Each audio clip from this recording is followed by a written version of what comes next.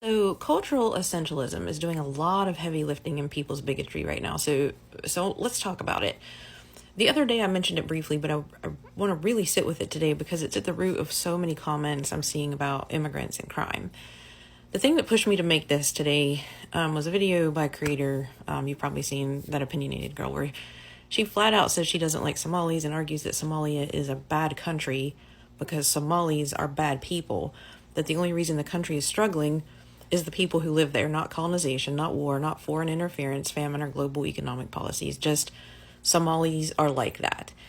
And you see the same move everywhere. Mexicans are just more violent. Those cultures don't respect women. Those people just don't value life. It's the same lazy shortcut every time, taking a complicated web of history, politics, and economics and boiling it down to some supposedly defective nature of an entire people.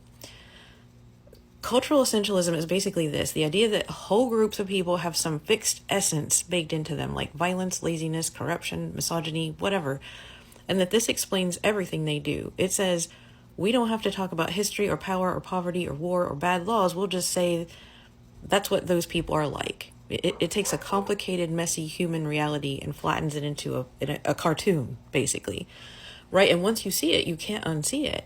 A crime happens, and instead of asking, what were the conditions? What systems failed here? What's going on with housing, jobs, policing, trauma? People jump straight to, well, that's Somali culture for you. Or that's what happens when you let Mexicans in. Not, what did decades of U.S. foreign policy and economic exploitation do to this region? Not, what happens when people are crammed into neighborhoods with no resources and no support? Just, they're like that. Problem solved. Hatred justified. No further questions. So this is how people are condemning entire communities. Somalis get reduced to tribal and violent. Mexicans and Central Americans get reduced to drug dealers and gang members. Muslims get reduced to terrorists who hate freedom. Black Americans get reduced to criminals or fatherless, right? You pick the group, and I promise you there's a lazy little story someone's repeating about who they are as a people.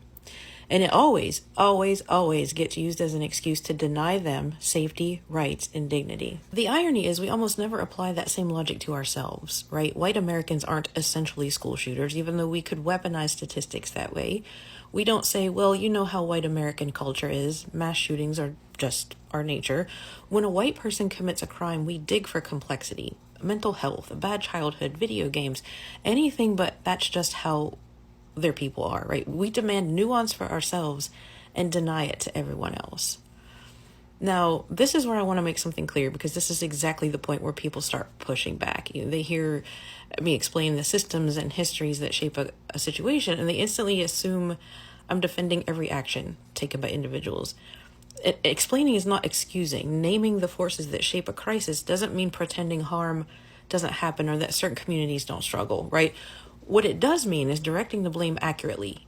If a government is corrupt, if a region is destabilized by foreign intervention, if poverty and war have gutted institutions, blaming the civilians trying to survive it is not analysis. It's cruelty disguised as common sense. You can condemn harm while also refusing to lie about its causes. In fact, you can't fix anything unless you understand the causes. See what I'm saying? Cultural essentialism is comforting if you don't want to change. Because if Somalis are just like that, then you don't have to ask why their neighborhood is underfunded. If Mexicans are just like that, you don't have to look at how U.S. labor markets exploit migrant workers while demonizing them. If Muslims are just like that, you don't have to sit with how endless war and dehumanizing media narratives shape your fear. You get to throw up your hands and say, see, it's just their culture, instead of admitting, I have been taught to see them as a threat. And once you label something culture, people think it sounds sophisticated. I'm not racist. I'm just talking about culture. No, you've taken racism, slapped a pair of glasses on it, and handed it a bookshelf. If you're consistently describing entire groups in terms of fixed traits, violent, lazy, corrupt, backward, and using that to justify harsher policing, harsher immigration laws, harsher borders, that's not cultural analysis. That's cultural essentialism doing PR for discrimination.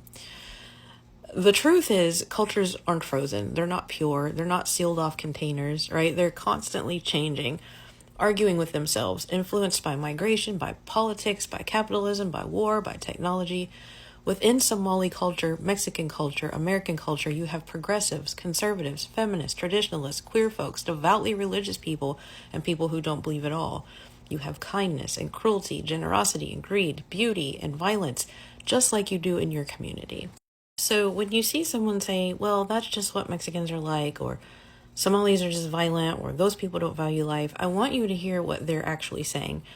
I am choosing a simple story over a true one. I'm choosing a comforting stereotype over uncomfortable complexity. I'm choosing my prejudice over their humanity. And if you catch yourself doing it, because we've all absorbed this stuff somewhere, right? I'm not asking you to spiral in shame. I'm asking you to get curious. Where did you learn the story about those people? Who benefits from you believing it? What headlines, what politicians, what talking heads have been feeding you a narrative that makes punishment and exclusion feel like common sense? Because here's the thing, once you decide that who they are as a people explains everything, you can justify almost anything being done to them. Lock them out, lock them up, let them drown, let them starve, call it protecting our culture or defending our values. Cultural essentialism is the story that makes cruelty feel reasonable.